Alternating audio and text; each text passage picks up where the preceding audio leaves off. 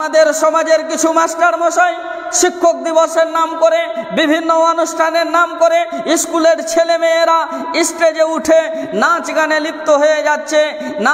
লিপ্ত হয়ে যাচ্ছে আপনি যদি প্রকৃত শিক্ষক হন, আপনি যদি শিক্ষিত ব্যক্তি হন, তাহলে বলেন তো আপনি চেয়ার নিয়ে বসে বসে দেখছেন মেয়েটা নাচছে, পেট পিট দেখছেন, তাহলে সমাজের মধ্যে মূর্খ কারা? মূর্খ মানুষকে। এই নাচ গানে যদি প্রকৃত শিক্ষা হয়, এই নাচ গানে যদি আসল শিক্ষা হয়, তাহলে আপনি কি পারবেন আপনার মেয়েটাকে বাজারে বলতে যে নাচ রে মেয়ে? আপনি পারবেন না। আপনার মেয়েকে আপনি নাচাতে পারবেন না, কারণ ওটা আপনার মেয়ে। আপনার মেয়েকে যখন আপনি নাচাতে পারবেন না, অন্যের মেয়েটা যখন আপনার স্কুলে এলো, অন্যের মেয়েটা যখন আপনার কোচিংয়ে এলো, অন্যের মেয়েটা যখন আপনার মিশনে, আপনি কি করে অন্যের মেয়েকে নাচতে দিতে পারেন? ওকে নাচার প্রশিক্ষণ কে দিল?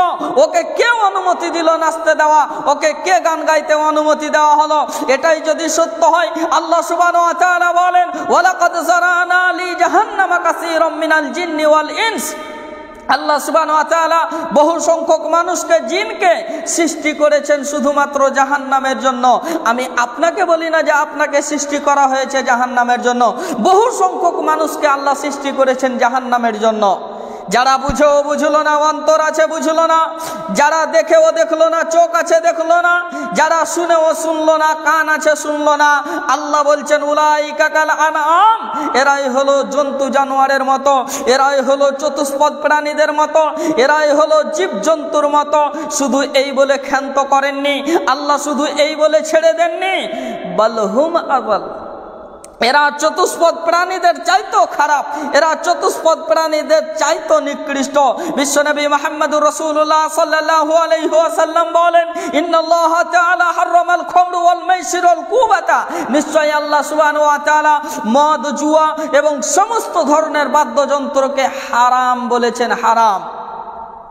আব্দুল্লাহ ইবনে উমর রাদিয়াল্লাহু আনহু হতে বর্ণিত, তিনি বলেন রাসূল সাল্লাল্লাহু আলাইহি ওয়াসাল্লামের সঙ্গে একদা আব্দুল্লাহ ইবনে উমর সঙ্গে ছিলেন।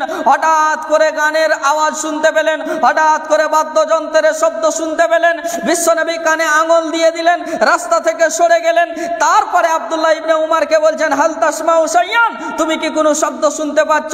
ফাকুলতু লা, তখন আল্লাহর নবীকে আব্দুল্লাহ ইবনে উমর বললেন জি না আল্লাহর রাসূল, আমি কোনো শব্দ শুনতে পাই না। রসুল তখন কান থেকে হাতটা সরিয়ে দিলেন। এবার আপনি বলেন, গান বাজনা বাদ্যযন্ত্র যদি হালালি হতো, তাহলে আল্লাহর নবী কেন কানে আঙুল দিয়ে দিলেন?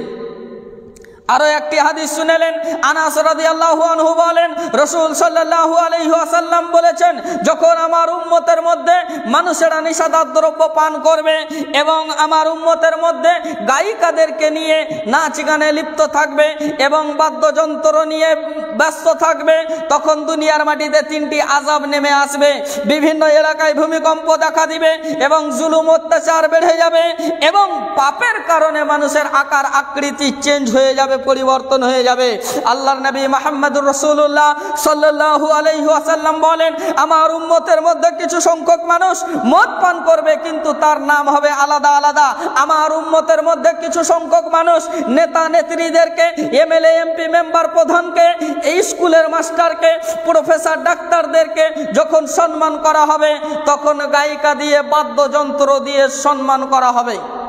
আজকে বলেন নেতা নেত্রীর কথাই বলেন, স্কুলের মাস্টারদেরই কথা বলেন, যখন কোনো মানুষকে সম্মান করানোর দরকার পড়ে, তখন স্কুলের একটা মেয়ের হাতে থালা ধরিয়ে দিয়ে তাকে সামনে নিয়ে আসা হয়, তাকে সম্মান করার জন্য, তাকে ফুল দেওয়ার জন্য একটা মেয়েকে সামনে নিয়ে আসা হলো। স্কুলের একটা মেয়েকে, কলেজের একটা মেয়েকে সামনে নিয়ে আসা হলো।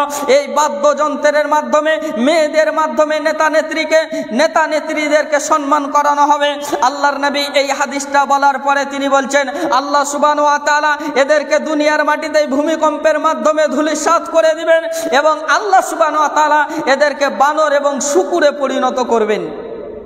শুধু তাই নয়, সূরা লুকমান আয়াত নম্বর 6 আল্লাহ সুবহানাহু ওয়া তাআলা বলেন, এক শ্রেণীর মানুষ রয়েছে যারা মানুষকে আল্লাহর পথ থেকে ভ্রান্ত করার উদ্দেশ্যে গান বাজনা বাদ্যযন্ত্র সংগ্রহ করে এবং হাসি ঠাট্টা বিদ্রূপ করে।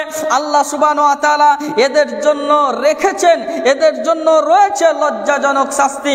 মাস্টার মশাই আপনাকে সম্মান করি, মাস্টার মশাই আপনাকে আমি ভালোবাসি, আমরাও কারো কাছ থেকে শিখে এসেছি, আমরাও শিক্ষা অর্জন করেছি, আমাদেরও শিক্ষক রয়েছে। আমরাও যখন কোনো ছেলে মেয়েকে শিক্ষা দিই, আমরাও যখন খাতাতে লিখি, আমরাও যখন ছেলে মেয়েদেরকে বুঝাতে যাই, তখন আপনাদেরই কথা মনে পড়ে যে আমার শিক্ষকেরা আমাকে কত মেহনত করে কত কষ্ট করে এই শিক্ষাটা দিয়েছেন। মাস্টার মশাই আপনারা হলেন অন্ধকার সমাজকে আলোকিত করার জায়গা, আপনারাই অন্ধকার সমাজকে আলোকিত করেন। আপনাদেরকে ভালোবাসি, আপনাদের প্রতি শ্রদ্ধা সম্মান ভালোবাসা রয়েছে, থাকবে।